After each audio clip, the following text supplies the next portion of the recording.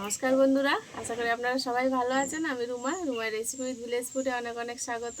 আজকে আবার আমি একটা নতুন রেসিপি নিয়ে চলে এসেছি। আর আজকে একটা মিষ্টি রেসিপি দেবো, খইয়ের মুড়কি।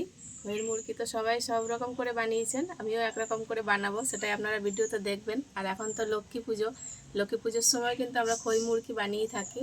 তো আজকে আমি খই মুড়কি রেসিপি দেবো, আপনারা অবশ্যই ভিডিওটা শেষ পর্যন্ত দেখবেন, স্কিপ না করে।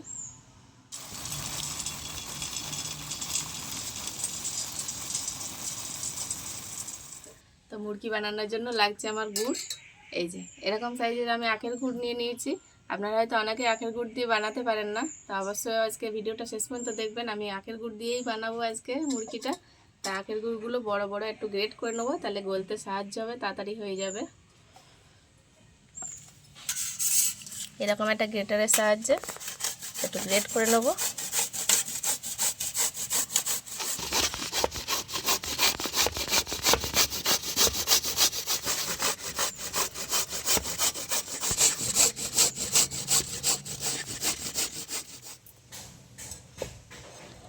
এই যে খইয়ের মুড়কি বানানোর জন্য আমি নিয়েছি এক বাটি খই, এরকম বড় বাটির। তা খইটা একটু বাজারের থেকে কেনা, যদি একটু নরম হয়ে থাকে তার জন্য আমি একটু নেড়ে নেবো কড়াই। এই দেখুন, এটা একটু নরম নরম হয়ে গেছে। এই যে হাত দিলে একদম চেপে যাচ্ছে। তো এটা একটু আমি শুকনো খোলায় একটু নেড়ে নেব। একবারে হবে না, আমি দুবার এটাকে নেড়ে নেব।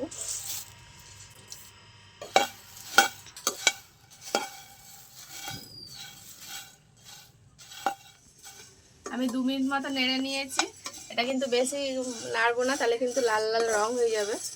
এই দেখুন, আর অনেকটাই খড়খড়ে হয়ে গেছে। এই যে এবার নামিয়ে নেব।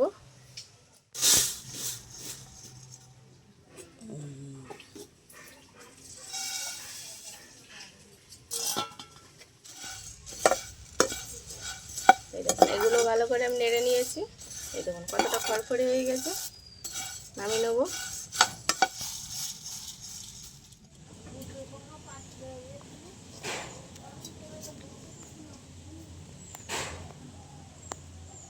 কড়াই এবার জল দিয়ে দেবো, একদম অল্প করে জল দেবো। গ্রেট করে রাখা গুড় দিয়ে দেবো।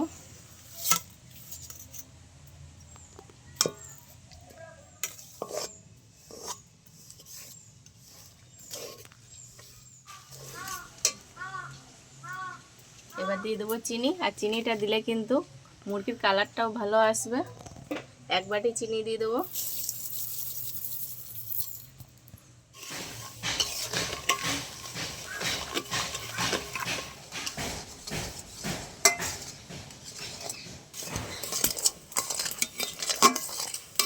এটা জাল হতে কিন্তু বেশি সময় লাগবে না, একটু ভালো করে জাল করে নেব। একটা ভালো আঠালো চিট ভাব আসা পর্যন্ত।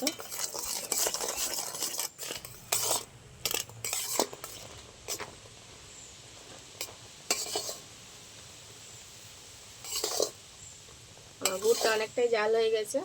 এই দেখুন, একটা চিট ভাব আসলে হয়ে যাবে, জানবেন। এটা কিন্তু দেখতে হবে, মেন এই জালটাই একটু বুঝতে হবে কখন হচ্ছে। তো আমি দেখিয়ে দেবো আপনাদের কখন হলে বোঝা যাবে। এই যে গুড়টা হয়ে গেছে। তো এরকম একটা বাটিতে জল নিয়েছি, জলে ফেলে দেখে নেব। এই দেখুন গুড়টা হয়ে গেছে কিনা এইভাবে বোঝা যাবে। এই যে একটা লজেনের মতন তৈরি হয়ে গেছে। এটাই জানবেন যে আমার গুড়টা একদম ভালো পাক এসে গেছে। এই যে দলা হয়ে যাচ্ছে। এইবার আমি গুড়টা নামিয়ে নেব।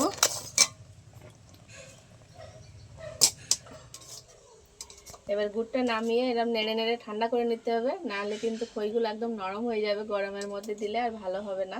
তো আমি আগে ঠান্ডা করে নেব। আর দেখুন গুড়ের সাথে চিনি দেওয়ার জন্য কালারটা কত সুন্দর এসছে।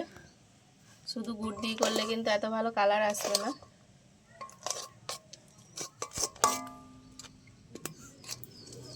এবার ভালো গুড়টা ঠান্ডা হয়ে গেছে। এবার আমি খইগুলো দিয়ে দেবো। এরকম দিতে হবে আর নাড়তে হবে।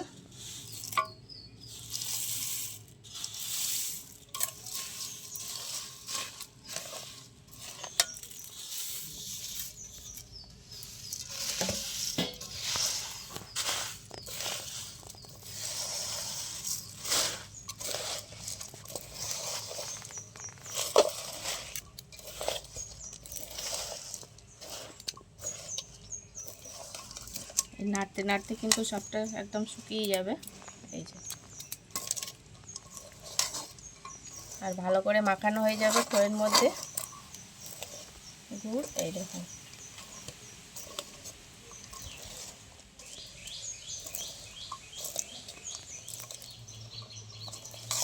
এই দেখুন নাড়তে নাড়তে পুরো শুকিয়ে গেছে একদম।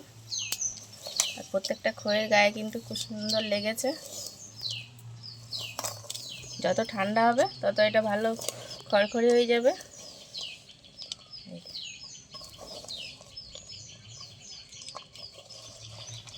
এই দেখুন হাত দিয়ে নাড়া যাচ্ছে, আর প্রত্যেকটা খই কত সুন্দর একটা একটা হয়ে গেছে। এই দেখুন, আর এই দেখুন কতটা মুচমুচে হয়ে গেছে। আরও ঠান্ডা হলে আরও একটু মুচমুচে হয়ে যাবে। এই দেখুন,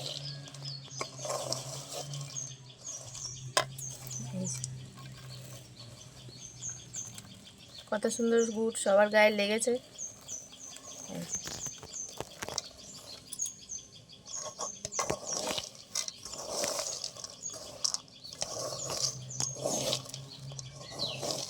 এই দেখুন ঠান্ডা হওয়ার পরে কতটা ঝরঝরে আর কতটা মুচমুচে হয়েছে। আপনাদের আমি ভেঙে দেখাই একটা।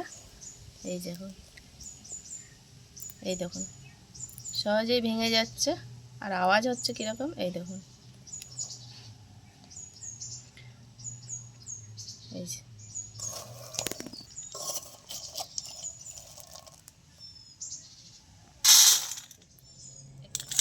কত সহজে কিন্তু খই মুরগি বানানো হয়ে গেল আমার।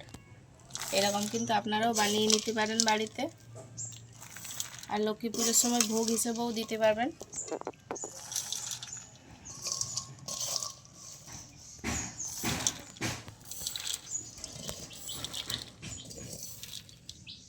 তা আজকে খই মুরগি বানানোর রেসিপিটা কেমন লাগলো অবশ্যই আমাকে কমেন্টে জানাবেন। আর এরকম নিত্য নতুন রেসিপি পাওয়ার জন্য অবশ্যই চ্যানেলটা একটু লাইক করে রাখবেন, আর পাশে থাকার বেল আইকনটা প্রেস করে রাখবেন। দেখা হচ্ছে আবার কোনো নতুন পর্বে। তত সময় ভালো থাকবেন, সুস্থ থাকবেন। টাটা।